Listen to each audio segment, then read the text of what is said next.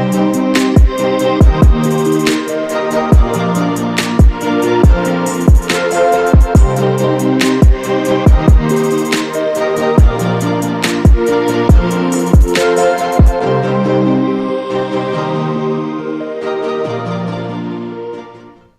and welcome to another episode of Epic Events. My name is Candace Davis and I'm the Director of Event Programming and Creative Services here at vFairs. And today I'm super excited to be joined by Yvonne McNair, CEO of Captivate Marketing Group. She's a certified entertainment marketing professional and a two-time Emmy-nominated event producer. You don't want to miss today's show. Yvonne, welcome. So happy to have you on. Thank you for having me. Happy to be here. I'm looking forward to picking your brain specifically around event strategic planning for virtual and in-person events. But before we dive into this topic, first, let everyone know where you're located in the world. You're probably traveling, I imagine, with all the events that you do. But tell us a little bit about where you are right now, where you typically are located, your home base, and your super cool job. Absolutely. Well, right now I'm in LA, here for an event this evening. But I'm based in New York. I live in Harlem and my office is in Harlem. But I do events all over the country. A lot of my events are entertainment focused. I started in the music business. And so a lot of my events, I love music. So a lot of my events encompass some form of music. So either a musical performance, either a music artist is hosting or making appearance, a lot around music. But I do a lot of large scale events around the country. Awesome. You rang some like heartfelt areas with me specifically around just music industry and entertainment events. I know you've done some amazing, huge events and entertainment, music industry related to. I feel like with doing anything related with events and music industry, there's something that it just is kind of life-changing in some ways, don't you think? There's nothing like music events that have something to do with some form of event planning too, don't you think? Yeah, absolutely. I mean, for me, what I love most about what I do is just creating experiences that people will not forget.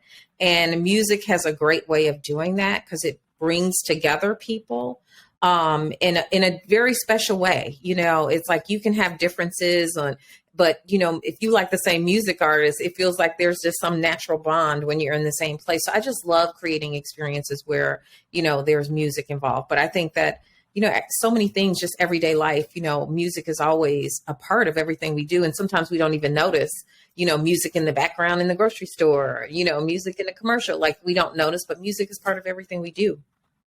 Agreed. Yeah, there's something really amazing about what music does for us. And I think as an event planner, just the opportunity to create, events around music is really life-changing because it's going to change others, and creating that experience that you talked about is a big part, of course, what you do. And we'll get to that too, but also set the expectations and experience for the attendees that will be coming to those events that you're planning to. So excited to get into that in just a minute. I'm so honored to have you here today to talk about some experiences that you can share too. So let's dive right into some questions. How about that? Sure. All right. So I want to talk a little bit more today about strategic event planning specifically. So I know a lot of our audience are both in-person and virtual event planners and organizers. So as we talk today about strategic planning, would love for you to share some tips and tricks that you have that you've learned along the way too. First off, how is strategic planning different for virtual versus in-person events? Sure. I know so many people did virtual events before the pandemic, but I had not. And one of the things that when I started virtual events, because I love live experiences, was figuring out how to translate, how to, keep people engaged, because it's different. When you're sitting in front of a computer, it's very different when you're surrounded by people at an event. So for me, the strategy is making sure the content, if I have speakers, making sure they're engaging, because some people are different live than they are virtual. So really paying attention as I'm booking, talent and thinking about the programming. My strategy is very different because I want to keep people engaged. When you are at home alone, sometimes you can lose focus. So I want you really tuned in. So I'm very strategic in terms of how I program the content to keep eyeballs on the content, for the duration of the event. It's easier live to me. You have to be way more strategic. And I learned that a lot, when my calendar cleared for all of my live events, back in March 2020, I took a few months off actually when everybody was like, hey, just pivot, pivot, pivot. I didn't really know what that meant, to be quite honest, because I had always done live events. And so I really had to sit down and figure out and really come up with my own strategy in terms of, keeping people engaged and making it feel as live as possible. Through, putting things in the chat room so people will talk that way. It's just all of those little elements that keep people locked in. Yeah. And kind of not knowing where to start when that whole, that term was thrown around, like pivot, that's something that a lot of us are just like, that word, it's still like some PTSD, with event. I say evolve. I don't even use the word pivot because I feel like I added a different layer to my business that I wasn't thinking about. I wasn't thinking about platforms. I wasn't thinking about pre-record or Skyping in. I wasn't thinking about on any of those things. So I feel like I evolved because now I have a new way of thinking in terms of my event business. Yeah. And what you say with a lot of event planners and organizers out there previous to, March of 2020, technology really wasn't a strong skill that you had to have to be in event planning. And that was just one more tool for them. And of course, for you to add to your toolkit, don't you think? Yeah, absolutely. And that's why I use the term evolve, because I know everything about a live event. I know sound, I know lighting, I know set design, I know everything about an event. But now I'm looking at how does this website work? How do I'm looking at the technology that I never thought that I would even think about. Making sure people had a proper setup when we were doing the pre-records, all those things, putting these guidelines and everything together. So it was definitely a time to really improve my skills. And I still, although the world is open back up, I'm still, focused on hybrid events because there are still some people who that's the best method for them. And especially like at their award shows where previously I wouldn't have anyone pre-record, but now it's so normal that it makes it easier if someone can't travel to you. Yeah, it really does. And when we talk about these three types of events, labeling them as virtual, in-person, and hybrid, when you think about planning them strategically, has that changed at all? Specifically asking, how early do you start planning for each of these three events? Do you have any guidance there?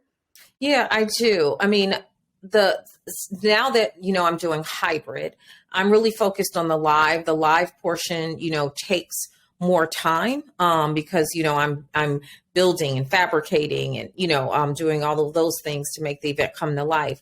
So I really focus on what is the live experience going to be? And then once I have that kind of focus in on what the live experience is, now I'm focused on how does this translate at home? How does this make people feel like they're in the room when they're at home or they're at work or wherever they are? How does it make them, how do I make them feel like they're in the room? So for me, in terms of how I work on my strategy, I really focus in on the live elements. And then I figure out ways to translate those, for people being at home. Am I sending a little gift box so that they feel that they are at the cocktail reception? All of those elements to make people still feel involved and engaged and want to be at the event from a virtual perspective.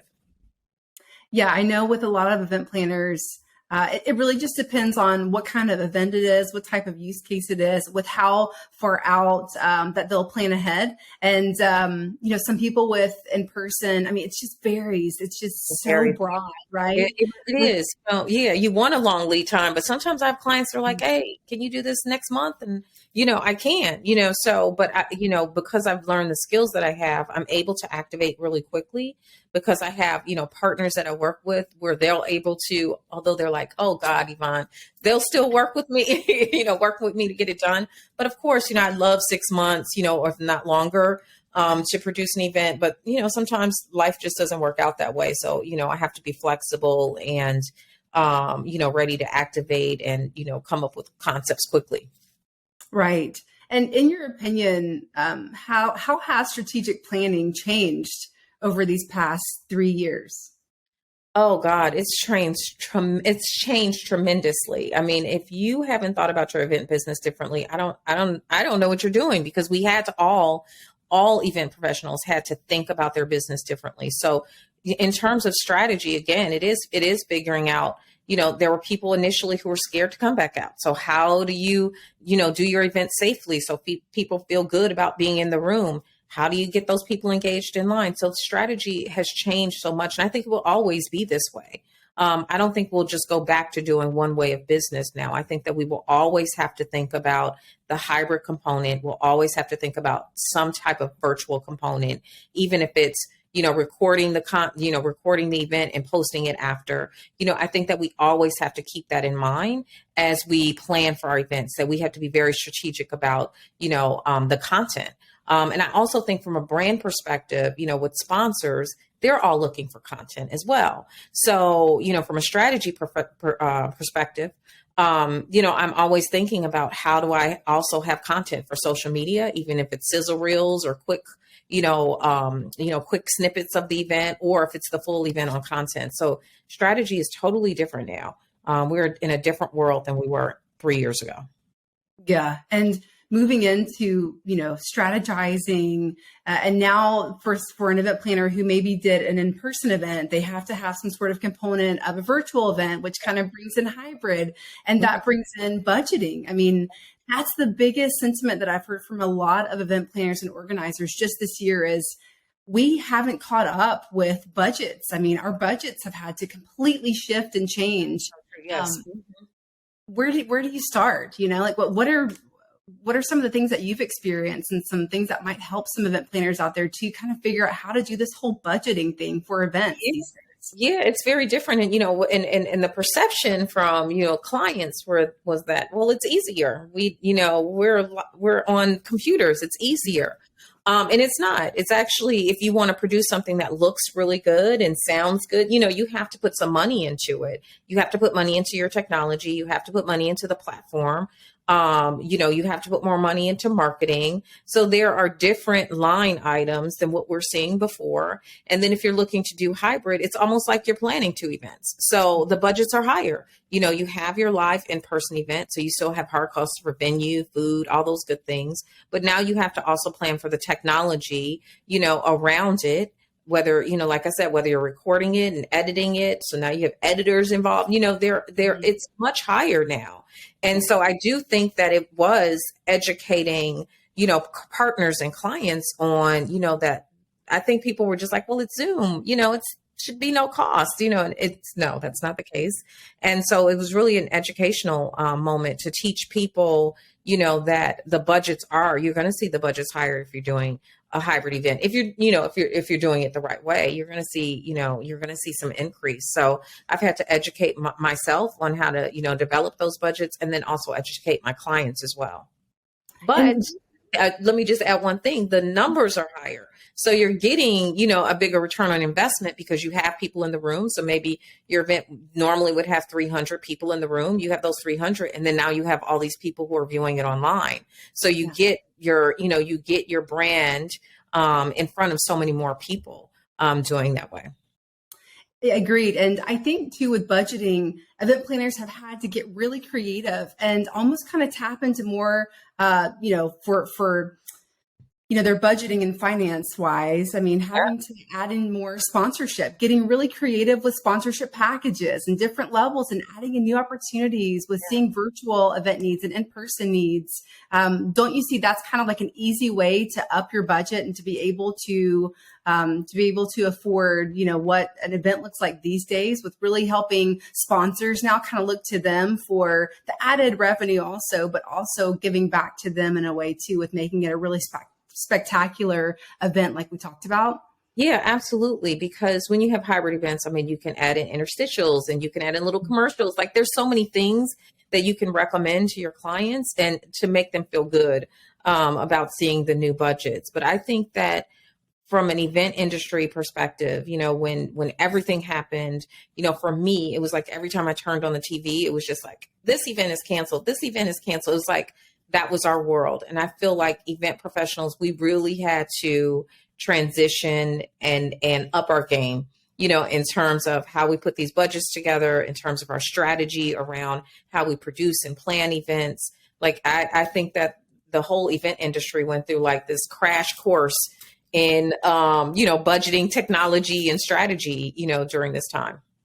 Yeah, agreed. And I think too, with just seeing where event planners were even this past year, where they are now, and looking into 2023, what are some things that you see kind of coming ahead? I feel like now that we're in 2022, we're kind of out past, the pandemic now. We're kind of getting back on our feet. We're kind of seeing the horizon ahead of us. Where do we go from here going into 2023? What kind of pitfalls do you see? What are some pros and cons that you see out there too that you could share? What I'm seeing a lot of my events, I feel like it's always at capacity as of late. I feel that people, were tired of being, at home, so they want to be out. But then also people want to go back and look at, the content. So I think that we have to continue to improve in terms of how we shoot the content, or how we, record content, and then how we make the experience in the room. Because also there's so many more events, it feels like. Everyone I talk to, peers, they're all very busy. Everyone I know right now, I'm incredibly busy, and I know that everyone else is very busy. So I think that, in 2023, we're going to see even more of that, because brands are looking to and understand the importance of events. I also feel like once events were taken away, it made them appreciate it even more. And so I feel that, 2023, I think it's going to be even busier in terms of events. I think that we're going to have to be more creative in terms of, how we plan and produce those events, because there's so much competition, in terms of, last night it was like 4 events in one night, and really big events competing with each other. So we have to be really creative in terms of how we, get people in the room for our events. Right. And just setting yourself apart, setting your events apart from each other. Yes. So there's different experiences that are shared amongst those attendees, because I think a lot of the time people feel like, oh, I saw these speakers at this same conference last month. It's a different conference, but the same types of people. Absolutely. Yes. Yep. So how do you make it different? And, I work a lot with brands. So it's like, everyone is looking for sponsorship dollars. So it's like, how do you make the brand stand out in a meaningful way within the event? Because so many people are pulling on them, to come sponsor their event. So I just, for me, this year, I think that, or just through the pandemic, it's pushed me to be even more creative than I have ever been. And I see that that's going to continue in 2023. Yeah, agreed. I feel like it all kind of pushed us. Sometimes you need that push, that almost jump, to be able to dive into a pool that you've never even been into, and all the creative, synergy that's happened, especially this year, has just been phenomenal. And not only with the things that I've seen with planners doing, but also just our internal team here. Some of the creative juices that we've got flowing have been just really amazing, and sparked a lot of energy too. So I feel like we're coming off of these past few years being kind of slow or way too fast, or what's going on right now with the industry, to now we're kind of getting settled in our new shoes, and kind of seeing what this event landscape will be looking like kind of moving forward into 2023. And I think we're going to see some really inspirational creativity come out of this next year. I agree 100%. I agree. I do think that the pandemic forced me to really just step it up all the way around, in every way. And so, I would say things happen for a reason. And, of course, the pandemic was trying for a lot of people, but I think that, for some, it's really, like you said, it forced us to jump in the pool that we might not have jumped in. Mm. And we haven't even talked about marketing. I mean, you do an incredible job at marketing, also, and just planning these brilliant, huge types of events. So I wanted to touch a little bit on marketing too. Where is marketing at right now in your eyes, just from an event perspective? Yeah, I mean, marketing is everything. I mean, I always feel like, when a brand comes to me and wants me to produce event, it's making sure the right people are in the room. So for me, how I, kind of focus in is like understanding the business objectives. Brands have events, clients have events because they have a goal to achieve. What's the goal to achieve? And then I can figure out the marketing strategy to make sure, are we raising the funds that we need to raise? Are we getting the right people in the room? Are we making sure people are keeping that brand front of mind? So marketing is everything. It's a really important part of the event because, of course, you want to make it pretty and you want to make, it feel a certain way, but at the end of the day, there's an objective to the event and you have to make sure that you're achieving that objective so the brands and clients get a return on doing the event. So marketing is in every component of my strategy and how I'm thinking about it. And how, we're pushing it out to promote it so that, people are buying tickets or, whatever the ask is. Every step of my planning focuses on how we're going to market this event and how we're going to bring, this concept for the event to prospective attendees.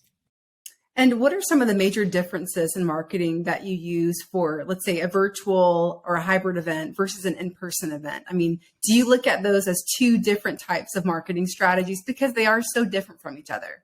They are, I mean, there are some things at the core, that you have to do for all of your events. But, when we talked about earlier, keeping people engaged and sometimes the same speakers, how is this different? And so I will lead with content more so for a virtual event than I do for a live event. Live events, I might lead more on networking. You know what I mean?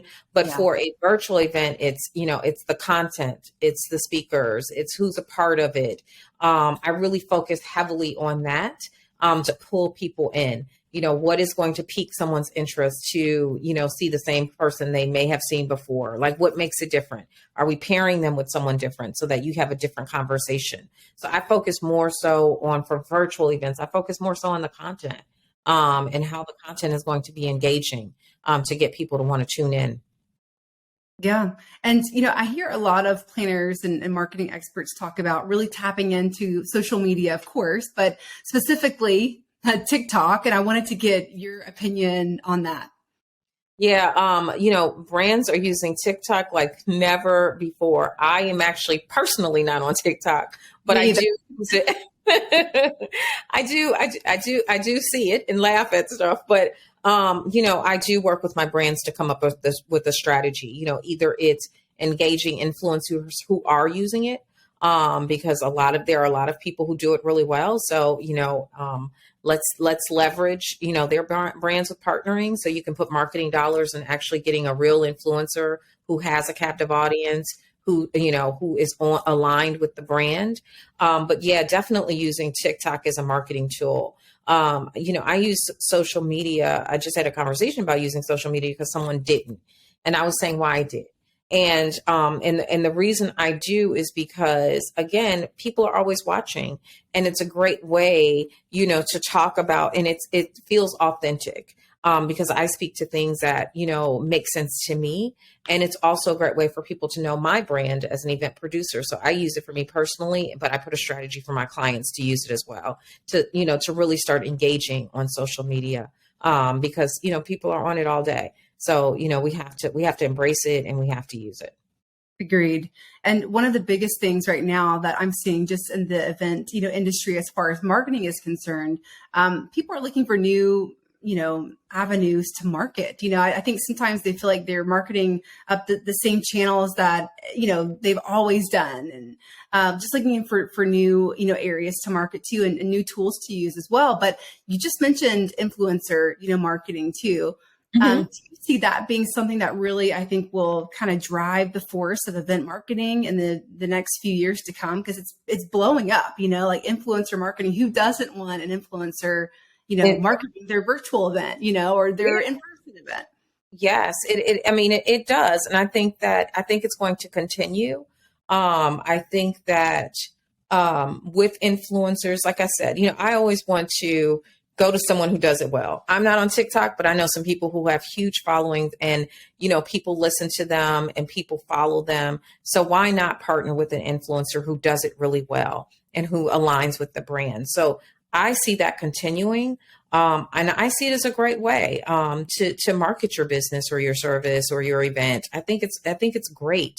And it also allows you to target different demographic audiences, because TikTok is actually, everyone is on TikTok. It's not just, younger people. You see older people using TikTok as well with large following. So you can use it in different ways and appeal to different audiences, not just TikTok, but, Instagram as well, because Instagram is becoming really big with the reels. So I definitely see that as something that's going to be increasing. And I definitely see that more platforms are going to come out over the next few years. And, we're definitely going to have to jump on those, to stay relevant and keep the marketing fresh.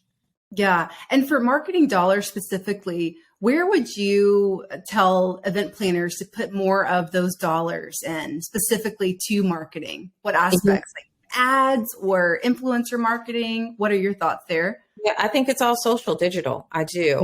Yeah. I haven't done any print ads or anything like that in a couple of years. I mean, I don't even do, printed invitations. I remember when it was like, you got to get the invitation printed. Everything is digital because everyone is on their phones and everyone is on the go. So I do put more dollars into social and digital.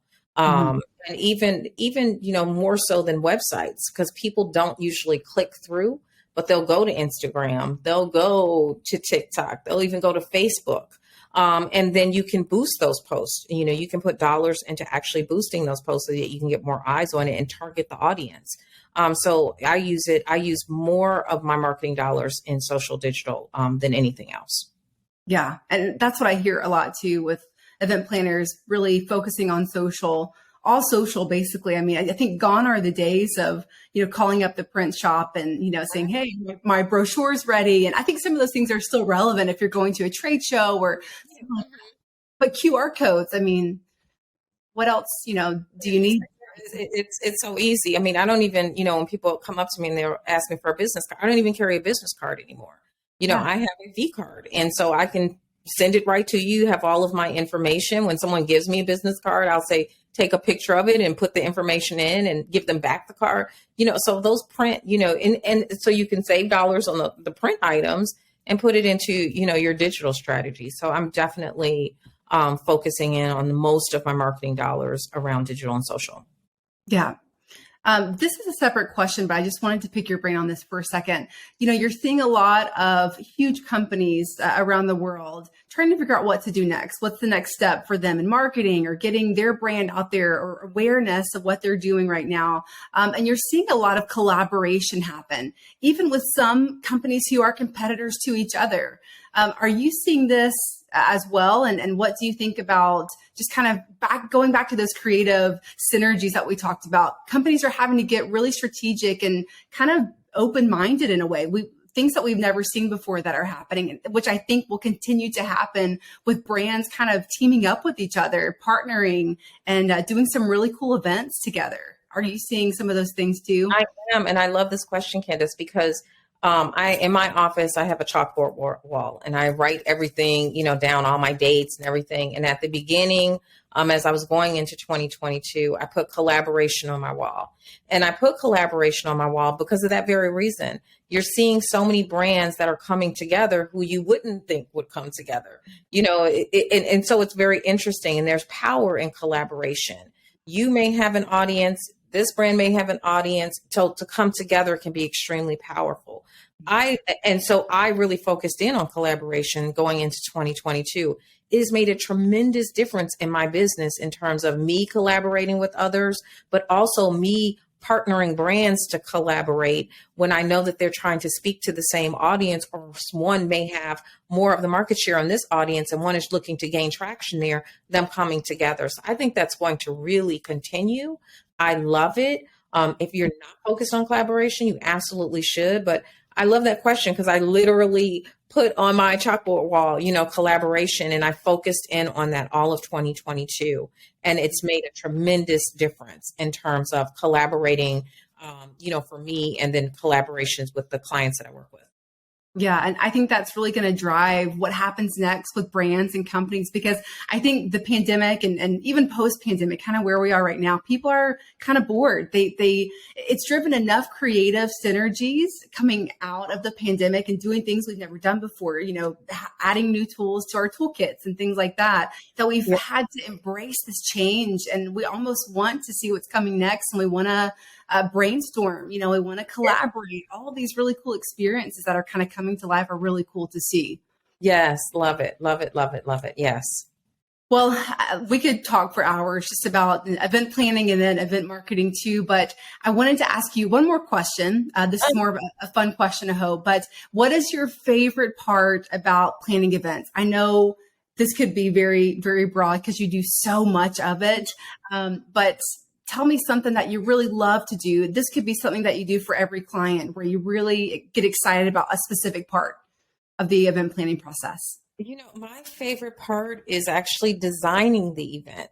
I will sit and think about, like, I people watch, and I'll come up with, like, what is this event going to feel like? I love creating the experience. So I love coming up with the color palette.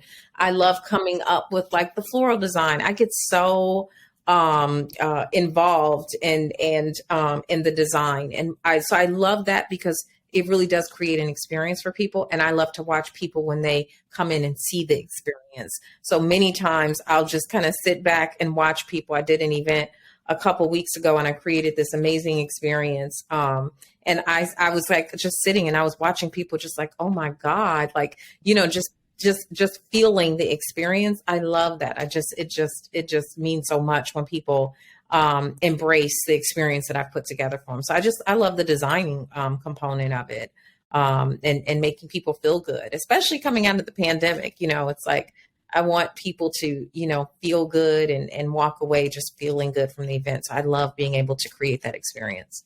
Yeah. So for you love event design and even creating installments that you're talking about that are like physically, like just beautiful and like breathtaking, Yes, absolutely. flowers and all the things. I bet it was stunning and so fun for you just to sit back and go, okay, I'm done with this. It looks amazing. And just see other people come up and kind of see what their experience is too. It's all about the experience, isn't whether it's in person or virtual. You can see much more of someone's expressions in person. And I think that's what is really special about in-person events specifically. You get to physically be there to see people's reactions. And especially for you being the event planner and producer, it's, just really, gratifying for you.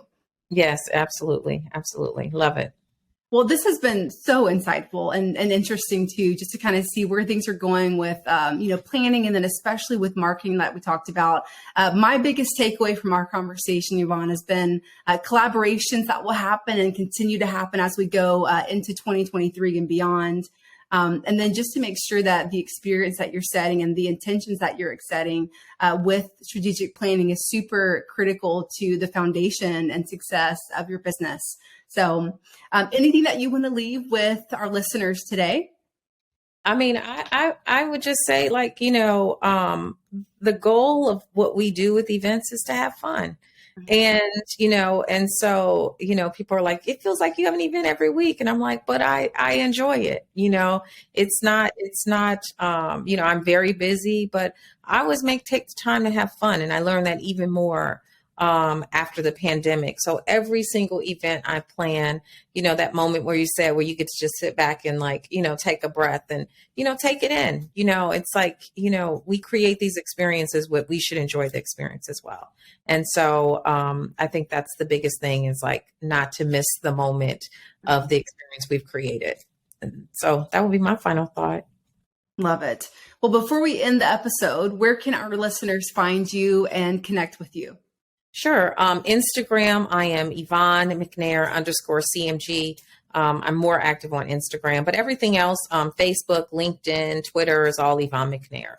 But I'm most active on Instagram. And one day I think I'll get to TikTok, but I watch, but not participate. Okay. When you get a TikTok first, then I'll get a TikTok. Okay. Okay. And then when we meet in person, we'll have to create a TikTok. Let's do it. That'd be so fun. Well, thank you so much for being on this episode. It's been a blast talking with you all about strategic planning for events and marketing. And many thanks to everyone tuning in and listening to this Epic Events podcast. Many more podcasts to come. And if you're interested in chatting with us here at vFairs, please reach out to us and just shoot us an email at sales@vfairs.com. Until the next episode, peace, love, events. Bye, everyone. Bye. Thank you.